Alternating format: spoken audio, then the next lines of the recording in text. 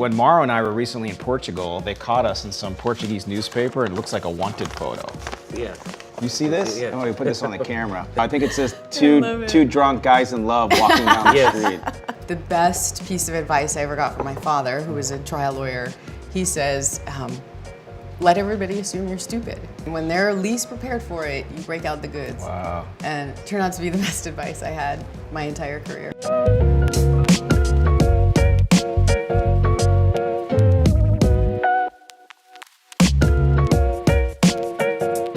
Welcome to this episode of Bourbon Approved, where we interview those who have been both successful at law and life.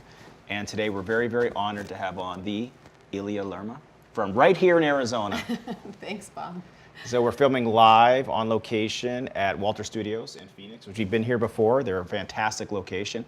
And of course, I would be remiss if I didn't mention our esteemed co-host, Mauro Fiore Jr. Yes, thank you. Thanks for the rousing introduction. Yeah. I'm happy to be here as always. Yeah, so we'll start with a pour before we get into your story. Is that okay? Perfect. Works All right, for can me. we bring out the Arizona Attorney on Instagram at the Arizona AZ Attorney?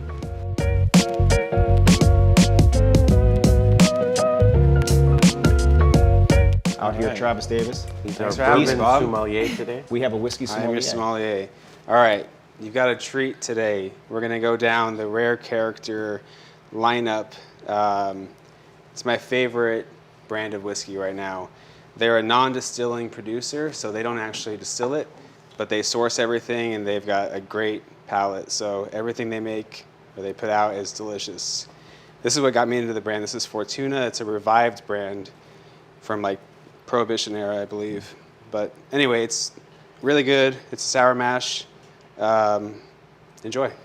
Thank you. So Awesome. Travis selected for this episode, all three pours will be from rare character, because we think you are a very rare character. I'll take that. Yeah, so first pour. I've never had this one, so I'm excited to try it. I like the color already. This is only like 102 proof or so we're starting a light pour, a light pour. All right, Beautiful. Smells nice. to street lawyers and street justice, Cheers. Oh, I love that. and to good Fortuna. Oh, very good. Oh, this is good. Yeah, it was You're not a big whiskey delicious. drinker. Excuse but me, this is sorry. I am not. This is really good. Yeah. Yeah, that's fantastic. So why don't you tell us a little bit about, because I know you're born and raised here. I am. Right? You fight for justice here and across the nation now. I do. Every opportunity I get. And the first time that I met you, I was introduced to you as a person that could help do the best storytelling you've ever seen a lawyer do. That was my introduction to you. That's a good It's introduction. a good, and I Wow. know it full circle. So like, Hell of an introduction. well, it's true. Then we tried our first case together. I pulled over. Oh, okay. The taller bottles are. Keep going.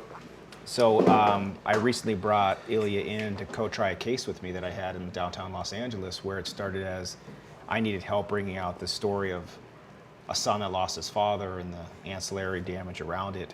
And it turned into us just bringing you in pro hoc, Vice, the third day of trial, to do all the damage as witnesses. The fastest pro hoc I think I've ever even heard of. It got filed and approved in like 48 hours. It was awesome. Wow. Yeah, and the judge is like, why is this Arizona lawyer coming in here? I'm like, Judge, it's fine. She's a friend of the family. It'll be okay. It worked out great. It was great to sit next to you. And that's, I want to walk through that process first, because for me, that was the most, I was handling a lot of the liability stuff almost for that entire trial. And then you came in to what I say is to bring on the emotion, bring the money, as I like to say. And whenever the decedent's mom came to testify, I mean, there was not a dry eye in the courtroom, and you could hear a pin drop. What's that process like? It's a lot of time. I think it's the process of witness preparation, I think, is one of the undervalued skills of a lot of trial lawyers. But spending a lot of time with the client, which is important. I mean, time's important, but you also have to make use of the time. You have to dig in, get to know the background of your client. You know, a lot of times I'll get brought in because someone will say, hey, you know, I think my client's kind of hard to like. And when I've spent time with them, usually I'm able to dig up something about their past, something that makes them really interesting, something that sort of connects their story of their past to what happened to them. And, you know, that's a process of It is spending time, but it's also knowing where to push, where to ask questions. You know, what happened in your background? What were you like as a kid? And I'll go way back, you know, even if my client's 50 or 60 years old, you know, 70, 80 years old, I'll go back to their childhood to try to, you know, weave that story together. Wow. And before today's episode, Mauro's wife actually reached out to me to see if she could hire you to make Mauro more likable. Nonsense. I'm not a miracle worker. Absolute No. nonsense. I'm teasing. Likability is one of the few things I could say that I have in spades. Have you ever seen Mauro try a case? It's very, cause he's exactly like he is right now in front of the jury, and it's hilarious. Is that right? Yeah. Including the sleeping part. He has slept in trial. If I don't eat, now I just don't eat lunch. Because before I would eat lunch and then I'd just be like, Then the narcolepsy kicks in. Yeah. yeah. So now There's pictures of him asleep at counsel's table. yeah, Oh, now wow. I just don't eat all day and then I'm fine. But once I eat, I'm like a grizzly bear. I get very drowsy. But kudos to you to be able to be the same person you Oh, yeah. are in front of the jury that you are in your It surprises everyday me life. that a lot of lawyers can't do that. They turn into robots. I think I did that for a time, you know, sort of needing that approval. You know, you kind of need to be the smartest person in the room to prove defense counsel that you know what you're doing. And I think I had a lot of that as a young Well, lawyer. and you too, as a young female lawyer, you probably had a lot more you thought you had to prove in those situations. Very much so. Very much so. And actually, it's funny because the best piece of advice I ever got from my father, who was a trial lawyer, he says, let everybody assume you're stupid. And I'm like, what are you talking about? Like, no way. Like, I'm not about to do that, Dad. And he's like, no. He says, you know, you're young, you're female. This was, of course, you know, 25 years ago when I was young. You're female, you're Latina. You know, let them assume you're stupid. And when they're least prepared for it, you break out the goods. Wow. And it turned out to be the best advice I had my entire career. Yeah, because you've had 8-figure verdicts right here in Arizona when people said, I think last year you had one that was over 10 million, and a lot of people say that just can't happen in Arizona. Yeah. They say it can't happen here, it's too conservative. They say it can't happen here. We don't even get peremptory challenges here. I don't know if you know that. You don't get peremptory challenges in Arizona. Yeah, I remember I had a lot of discussions about that with Dordick when he was trying that case here, that med mal case that he got a $40, $50 million verdict, like the biggest med mal verdict in the history of the state. It's on appeals, yeah. I mean, Yeah, he tried that one and he said, no peremptories, man, like the judge does it or something, right? I believe their case was in federal court, so the Federal judge court, yes. does all of it. Yeah. And Gary Dordick was the reason I was the second largest verdict in Arizona. She had the title for a while. Like a nanosecond. But I'm happy that it's happening because I was saying for years, it's not our juries. Like the way we prepare cases in Arizona, we have to scale up. We need better experts. We need higher caliber demonstratives. We need to put on the production. And when we put on the production and we let jurors really see the evidence and understand the evidence, I knew it would happen. This goes into what you've been big on, which is letting people stay in their best lane for what they do. So like my limitation in that trial was just, I didn't have the time to dedicate to my clients to learn their story and put it on. And I didn't want to wing it. I would rather give up a percentage of our fee to bring in you to do that part of the story, and the client gets a much better result. And that's kind of the work that we've seen you do in the community in Arizona, and now just starting with Just HQ in Arizona, is the ability to train all of these young lawyers, this army under you, this army, to try cases, Yeah. right? And I'm sure the vision. trying. Well, Yeah. I'll tell you, that's the one thing, like you're saying, that you have to level up. Bob was one of Bob's firm, Simon Law Group in LA, especially on spine cases, starting 10, 15 years ago. They started really putting on the full dog and pony show that was usually reserved for catastrophic, 8-figure cases, right? And then Bob's firm started putting on the full everything, the best experts, the animations, the it. best everything on just like on a disc replacement or something. Yep.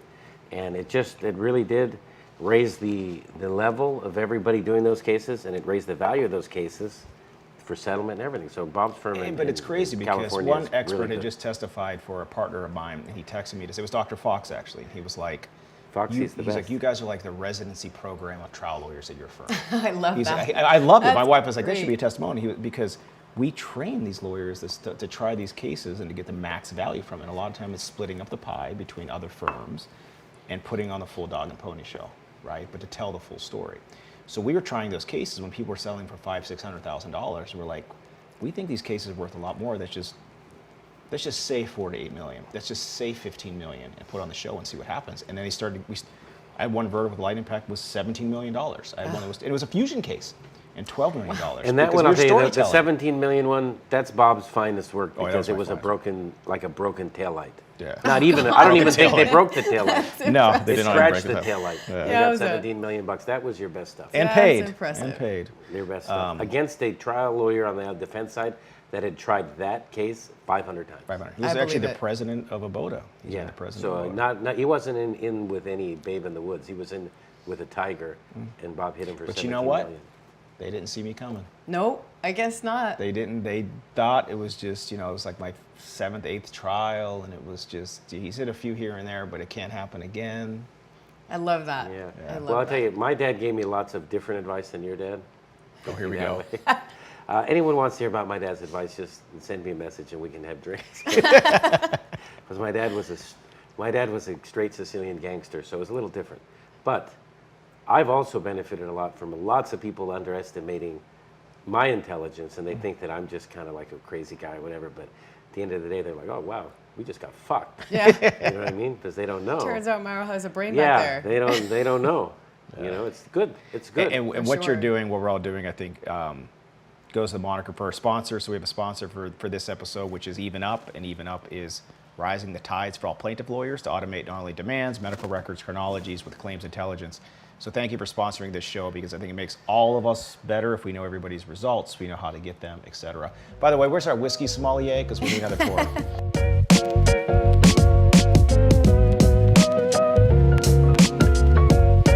Look at this bottle. All right, here we go. Look at this bottle. This is also rare character. They're all rare character today. This is a single barrel, so the liquor store or bourbon group that picks it out gets to do their own label, and I thought this label was pretty sick. Cool. This is a high rye. There's like 36% rye in here, 60% corn, and some other stuff Like a too. rye. Me and Bob's favorite, rye. yeah. You're Yeah, on the it's right track. delicious. Nice complexity. This is absolutely delicious. This one was great. The Fortuna good. was fantastic. And Travis Great is a choice. really good. So Travis and I have similar palates. Thank you. I mean, and he picked, these are his personal stash ones. As you can see, he's been either drinking He's this. been Look hitting at this. it. He's been hitting it over there. Or there's a mouse in the house. Or there's a mouse in the house. But let's pour this one. Yeah. So have you? I mean, do you drink whiskey, bourbon? Like, what's your poison? I see you can usually get some nice gin martinis or vodka martinis when I see you. What's up with Well, this? Yeah, what's your I- background? You're Latina. You're I'm saying Latina. you're born and raised here in Arizona. Give us a little bit of the The dirt. personal story. You know, I mean, forgive me, I'm nosy. You know. I was born and raised in Douglas, Arizona. Okay. A little border town, dusty border town. We were famous for having the International Drug Tunnel. You remember that? The hydraulic pool table on one end and the... I'm gonna keep this by me just so No, I'm gonna I read the never back heard of this. that. No, back Hydraulic pool table? in early 90s. Yeah, we had a very sophisticated underground tunnel. Morrow has one of those hydraulic mattresses where you put quarters in. Well, it's called magic fingers. You know, you put the quarter in there, and How many quarters? it's 1 quarter for 5 minutes. But usually I only need like 3 minutes, so it's That's good. like the 70s mattresses. I saw that on the show Roseanne. I saw John Goodman, and they had one of those mattresses. The vibrating- Yeah, I was like, wow. Well, when I was a kid, you know, I'm a 70s kid, you know, like Me you. too. We're old. No offense, but we're old. They had those at every hotel you'd ever stay at. They had the magic Really? fingers. And they had a little thing you put I a thought you quarter made in. that up. Honestly. No, it was true. I was They like had about ma- to edit that out of the episode. No, they had it, and at all the roadside motels. Hmm. And then I don't know what happened to it. I'd like to get one though, like buy one at Gonna bring it back. a retro shop or something. Well, let's do another cheers to pour number 2. This is Salud. another 2. Rare character. So you're from Douglas, Arizona, Salud. Douglas, Arizona. and your dad was a trial lawyer. So you come from a family of trial lawyers, or what's the deal? He was the only one. Good. He became a judge. He was judge down in Santa Cruz County, another border town, Nogales, for a number of years. Wow, yeah. Not And far then- from California border. No, Nogales. not far. And then I ended up, I'd always wanted to leave Arizona. I don't know why. I think I felt like there was, I was going to leave Arizona and go to big name school or something like that. My older brother, I have 2 brothers. My older brother got sick. He's disabled, and so I ended up postponing my enrollment, going to Northern Arizona University for undergrad, and I loved it. And I Up also in Flagstaff, up in the mountains. Yeah, It's and- very nice up there. then I figured out I didn't really like the cold. so It maybe snows up there, man. started taking Wisconsin off the list. That was my backup plan. Originally, I wanted to be a doctor. Wow. And so I Well, you're still a doctor, pulled just a the- juris doctor. I am a juris doctor. That's right. Happily avoiding the medical doctor part. But you So do a lot of where'd you go to medical law jobs. school then? So this is law school at U of A. Yeah, I'm right So here. you're born and bred here. I never And you- left. And you've Not never only- lived anywhere else? No. Not only a great trial lawyer, she was Except for the president. vacation house in Newport Beach? But Ilya does travel a lot, so I see you on the speaking circuit a lot now and helping a lot of lawyers educate them on what to do. But yeah, I mean, you once said, I'll never forget, you said you're the greatest 10-year overnight success story that anybody's ever heard. Right? I mean, this Yeah. is, because It's you've been so doing this true. for a long time. I You have just- been. I have been Yeah. doing it. I was, in fact, I'll tell this story. I don't think you've ever heard it. There was a period of time I was going to quit the law. It wasn't that long ago. I was getting out of my partnership.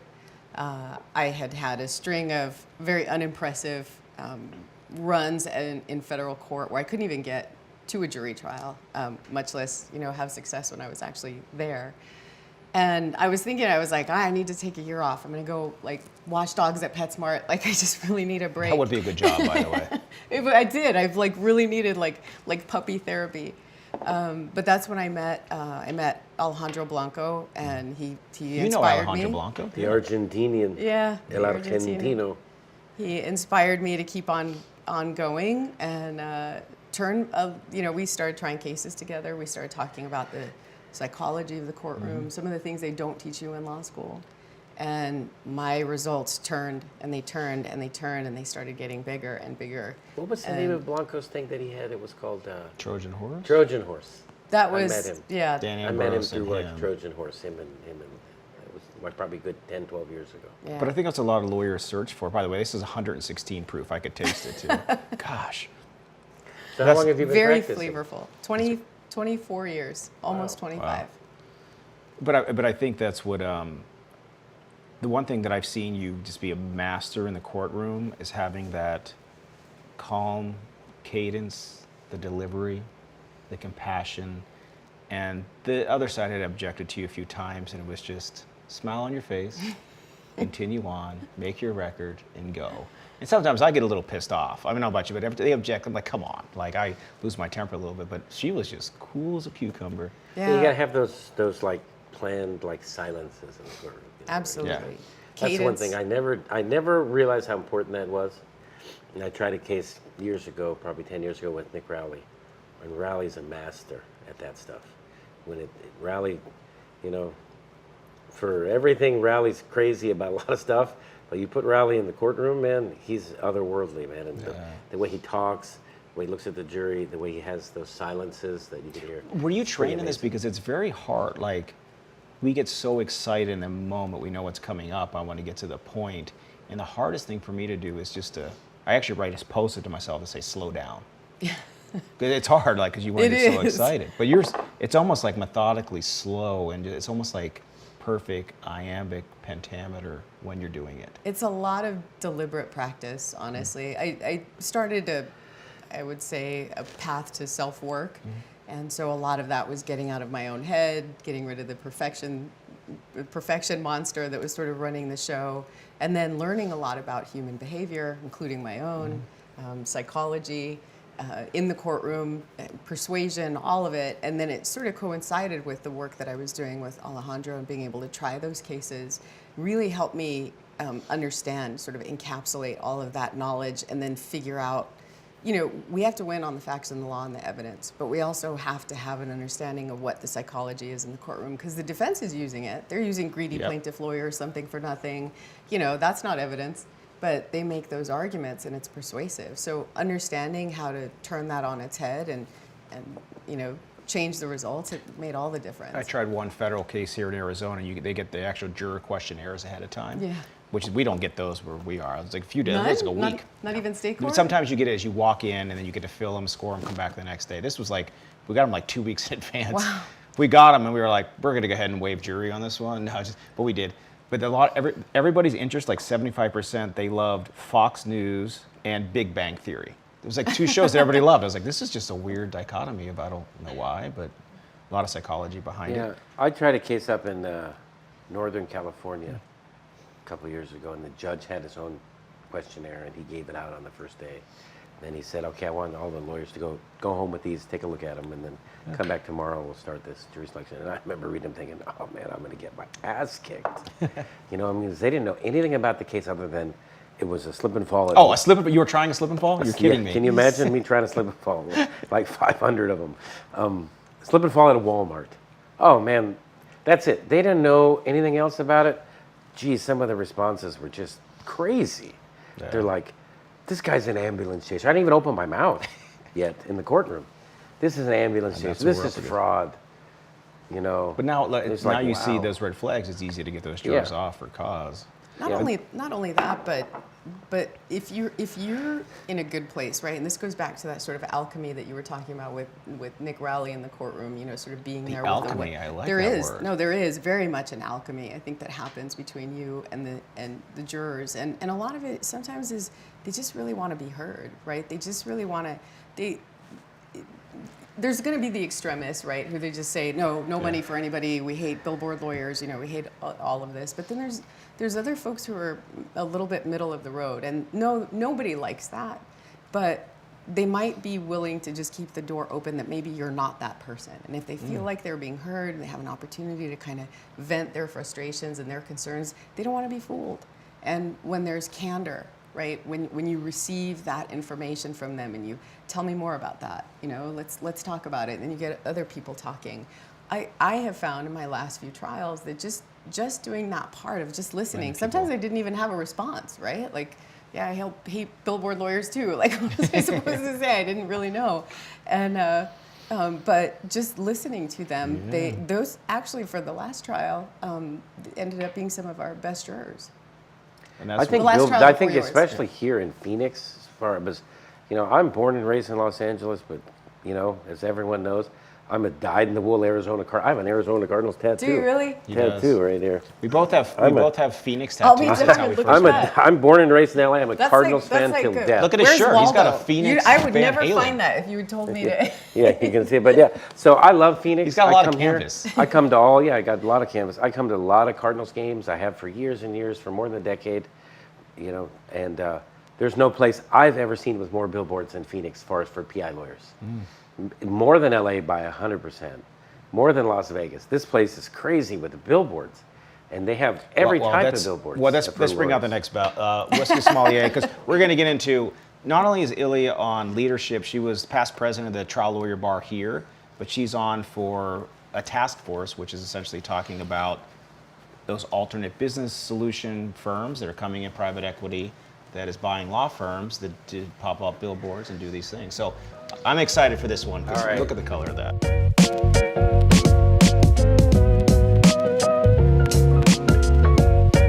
This is your dessert. This is a straight rye whiskey finished in a maple cask. You might be a little leery about it, but it's I like the color. it's a great color, and it's not too overpowering with maple. It's pretty well balanced, very well balanced. I believe. Why So- might we be leery about it? Well, It doesn't have Oh, a it's traditional because of maple, whiskey you know, bourbon it's like- color. And again, this is if you're 100 drinking- 106 if you're drinking bourbon, proof. you don't want overpowering sweetness. You want a nice balance, but I think this. And this is balanced again the well. same maker. Rare character. Rare character. This might, well, I'll say, but I love these finished You're maple. enjoying it. This one had a lot of spice. This is a very That one had a lot of sweet, spice. has a very nice sweet smell to it, which is nice. Just a whirl. Love it. Barbarino, there you go. Ooh, Straight rye. yeah, this is usually my jam. Straight rye with a maple cask. It This is does usually smell what I like, can- well, it smells like, Cheers. I've never had this one. Salud. smells like Eggo waffles. Cheers. Oh, that's so good, I could drink the whole bottle. Wow, Yeah. that's really good. Good Lord. That's good. This is why you can become an alcoholic. Yeah, Actually, it's only an alcoholic if it causes problems. yeah. Is that right? Yeah, I have a couple drinks a night with That's my your wife. It's not a problem. working definition. Yeah, I mean, Bob's a drunk, but he's fine. Yeah, but I'm fine. Who's deciding whether or not we have problems? Exactly. That's the psychology. That's the alchemy what we just learned on this We episode. drank, we were in Europe together this year for like 35 days. Yeah. We drank 35 days in a row. 35 days. Wow. 35 days in a row. I've only taken off maybe 3 days this year. I looked at my wife. Yeah, like 3 we days off. drank Like gin one and drink. tonics all day long Yeah. at the beach. And then at night we had our stash of bourbon at the house. And No it sugar. was- We it didn't know was- sugar in our it was- drinks. It It's was fine. beautiful. So tell you, so you know, one of the great things about it, to be a great trial lawyer, I know you have your daughter, you have your family, you have to do all these things in life and balance that with building your firm. You're now at Ilya Law, and you have a great partner. I do.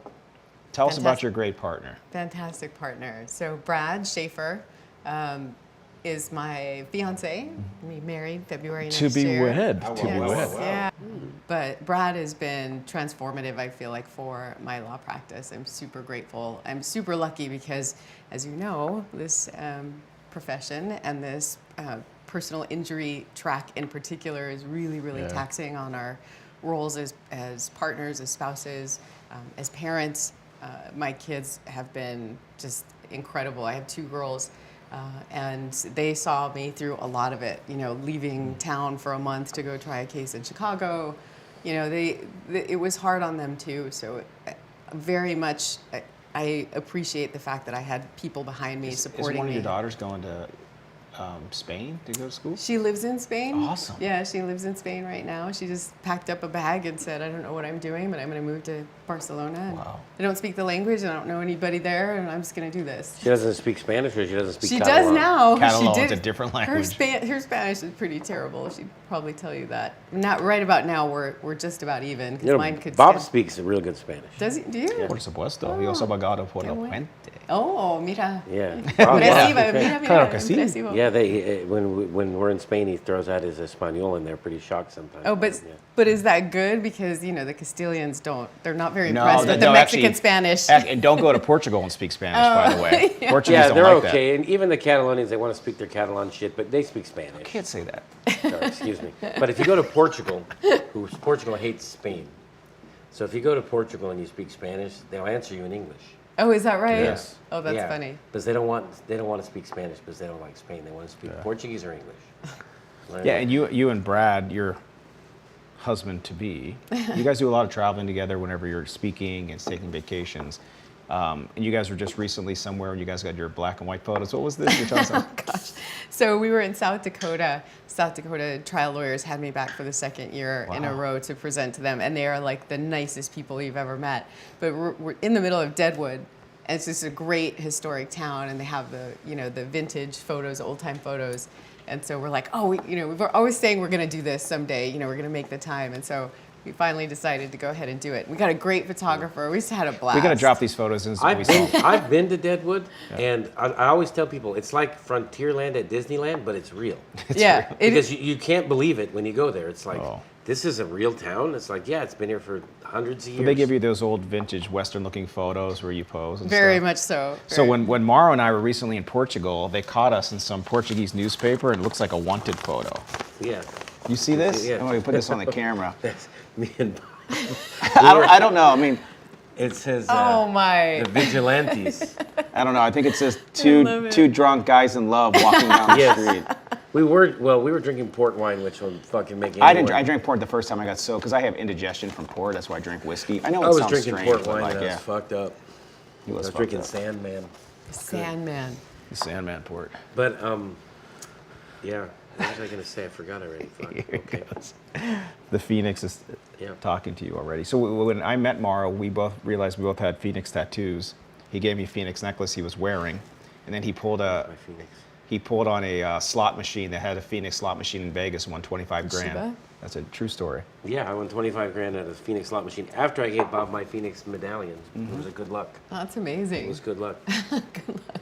Met him in a hot tub, and here we are. Yeah. A long time ago, 15 years ago. Oh gosh. Probably longer than We that. were actually. hot tubbing. Hot tubbing in Vegas, which is weird. Like hot tubbing in hot weather is always weird to begin with, but Did you go, let me ask you, if you were in South Dakota, did you go to Mount Rushmore? We went last year, so my first year there. And that's another thing, because I've done a lot of traveling around the world and through the U.S., and I always tell people, if you've never been to Mount Rushmore, it is truly mind-boggling when Really? you go there, right? I mean, It's impressive. Dude, you go there and they have like this amphitheater, and you sit down like on these like benches, and you look up at it, and it's like, whoa, dude, how in the fuck did they do that?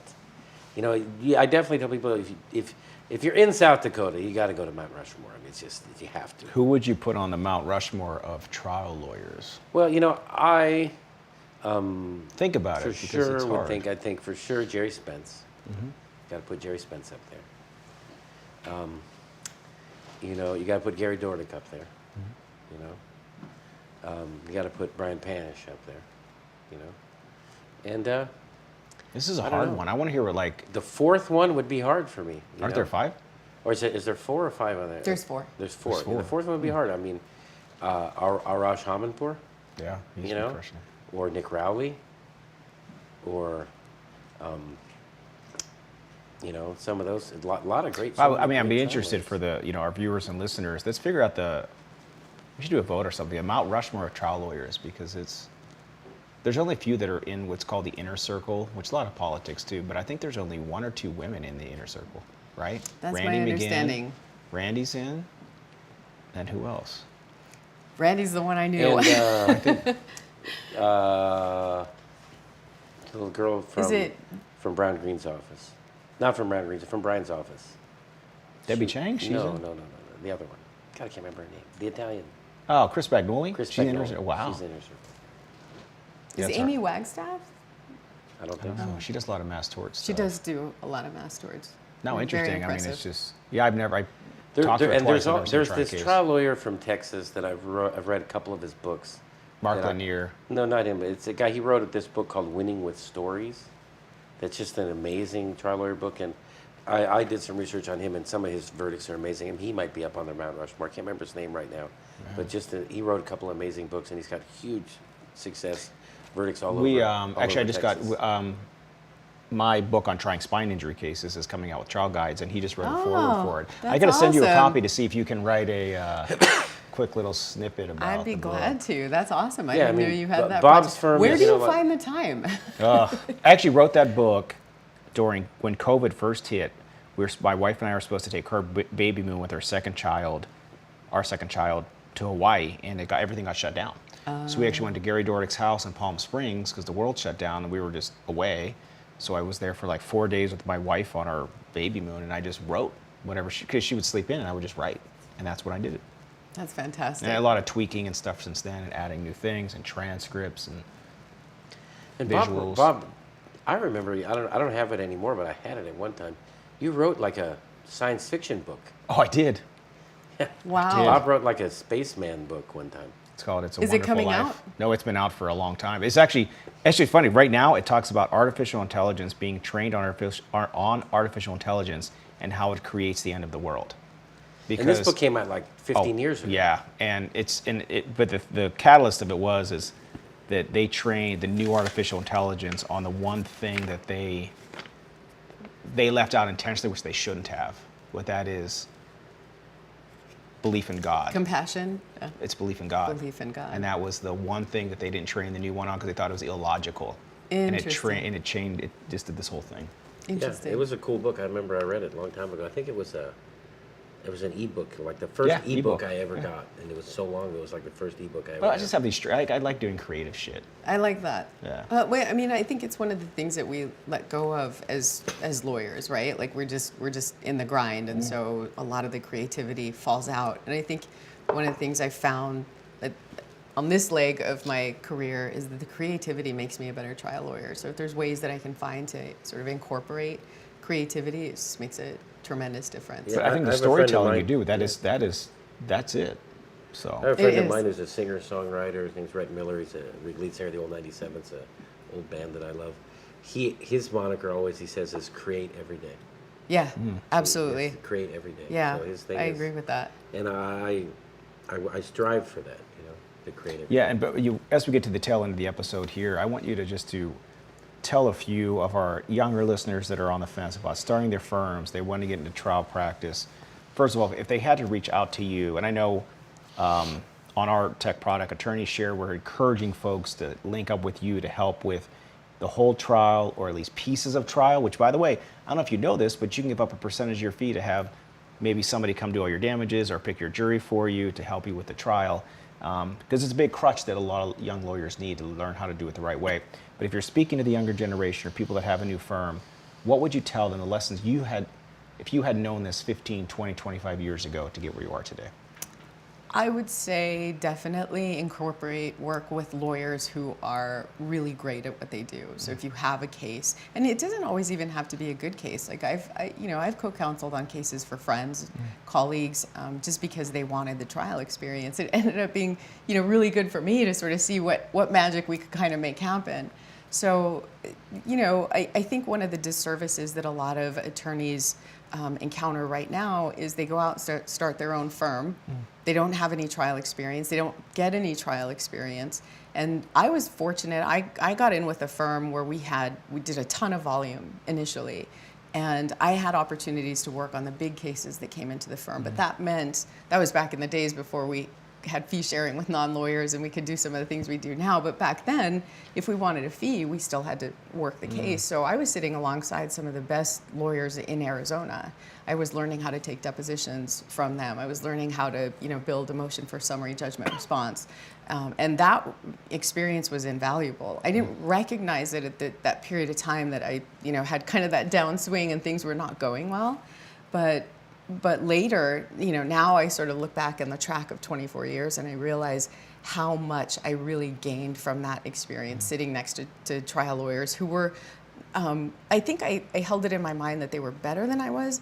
It was not that they were so much better, that they were different. And so I saw sort of an arsenal of tools that I could cultivate, things that didn't work for them, that maybe worked for me. And that whole spectrum, I think, really created something for me that I feel comfortable with. Now I can be myself in front of a jury, and I can feel like I'm comfortable being able to train and work with other lawyers, some of them very young, but some of them very experienced, and be able to guide them in sort of the things, to best present their case in court. Yeah, and I just want to thank you because a lot of lawyers reached out to me in the recent past about you, and they're like, you told her about how she helped you out so much. Can you put me in contact? And it's been very special to watch. And now you have to figure out how you're going to be able to scale that because you can't be everywhere at the same time. It's hard. I definitely have Brad. Brad's trying to figure out how to clone me and not have to put up with two of me. And I think funny is my brother too. My twin brother's name is Brad. He's trying to figure out another way to clone another one of me so that we can do those things. Where's our whiskey sommelier? Because we're going to bring out all three of our Let me ask pours you a here. quick question. Sure. Can you touch just a little bit more on this fee sharing with non-lawyers that you talked about? She's on the task force, yeah. Yeah, Let's bring out all three bottles. Because to have in this California, discussion. I go to prison for that. I need a long pour for this one. Actually, let's ask you this question In first. California, Let's ask the that's a first question. felony, Yeah. So we're going to bring out the whole line that Travis picked here. So first, we're going to ask you what's your bourbon approved? I think my winner is the Fortuna. Wow, the Fortuna. Yeah. Okay, so we're going to pour the Fortuna for you, and then you're going to give us this long answer because no one more apt to tell this to answer your question, Mara Fiore. On this, the year of our Lord, trying to kill we're her? now almost in October You just 2024. gave her a quadruple fine. pour. You'll be good. She's got a driver. All right, so get an answer to the question. Take a long pour, and let's do this. So you ask about the fee sharing with non-lawyers. So approximately 3.5 years ago, Arizona created the path for the ABS, which is the alternative business structure. And it is an opportunity for non-lawyers to own law firms. And it's a program, I would say, that was probably developed in the UK, or that was developed in the UK, and they've been under this, the growth of the ABSs in their legal industry for the last decade or so. And so it was brought to Arizona under the guise of access to justice and providing sort of lower rung services and making those widely available to more people under this new business structure. But along with that meant that lawyers would now have the ability to share fees with non-lawyer entities and non-lawyer persons. So the rule against fee sharing, which we had forever, certainly as long as I had been a lawyer, was eliminated. So now we don't have a rule that permits fee sharing with non-lawyers, but we no longer have a rule that prohibits it. So there's a little bit of I like. if you takes the back alley meetings out of the equation. Well, there's certainly know? there's certainly a lot of people who are taking advantage of that vacuum, and I think, like a lot of things, like AI, Mara just opened 5 auto body shops since we've been sitting Yes. here. Since you said that. I'm about ready to move to Arizona for sure. Is that right? So I think a lot of the regulatory stuff, a lot of the ethical guidance that most lawyers would want to have, it doesn't exist yet, but it probably will in the next few years. And the Supreme Court is the entity that's responsible for having permitted the ABSs, and under Justice Bollock, he started the task force, and we've been sort of evaluating the progress of ABSs and what we need to do to strengthen it. It's Well, at its core, we've had this discussion. I think if it was an ABS that was like, we're going to be really good at marketing, acquiring cases, being that front-end concierge service to consumers, and they immediately outsourced those cases to the best lawyers they could, and those best lawyers were just true data metrics. If it was like, all right, you get a 25% fee, but you have to send to the best lawyers because they'd be incentivized to do it. That's where I think it can win, and we've been having a lot of discussions with them about putting it to attorney share and finding you in Arizona, right, to find the best lawyer geographically, because then if you're able to put in like the metrics from Even Up, for instance, to say who's going to get the best results for you, the Right. consumer wins. But right now, it's not being used for that purpose. It's but not maybe it quite. could. It's Not not quite there. quite happening. It's not Yeah. quite happening that way. I will say that, some of the things that we are saying, is there a broader approach? I guess it depends on how you define access to justice, right? Like that's sort of maybe one of the initial problems is that nobody actually set out a definition by which we could set a metric to measure, are we meeting that goal? And so that's a little bit of the problem with measuring the success of the program. But I do think it's here to stay. I think a lot of states would be remiss if they thought that it's just going to be contained to Arizona, because I definitely think that because the UK is the model, I think it's going to continue to expand to other jurisdictions. We'll have a whole follow-up episode on that a year or two from now, because Arizona's the first one to do it in this magnitude. I think Washington, D.C. as well. Washington, but it's a different, and then Utah did it as well, but Arizona's at a completely different, a lot of companies are coming here. So we're at the end of the episode here, and I wanted to present with you, we have a bourbon-proof flask for you. So you can actually take this I to love it. go if you like. It's pretty nice. I It's do. pretty It's sleek. fantastic. Bourbon of proof. I feel so official. And this fits nicely in these Alani like pockets right here. So I've been hiding these things in here. But as they say in Italian, buona fortuna. Good fortunes to you. Fortuna. Well, thank you for having me. Ilya, It was thank a pleasure. Thank you, Mauro. Thank you. Great to see you guys. Spend some time.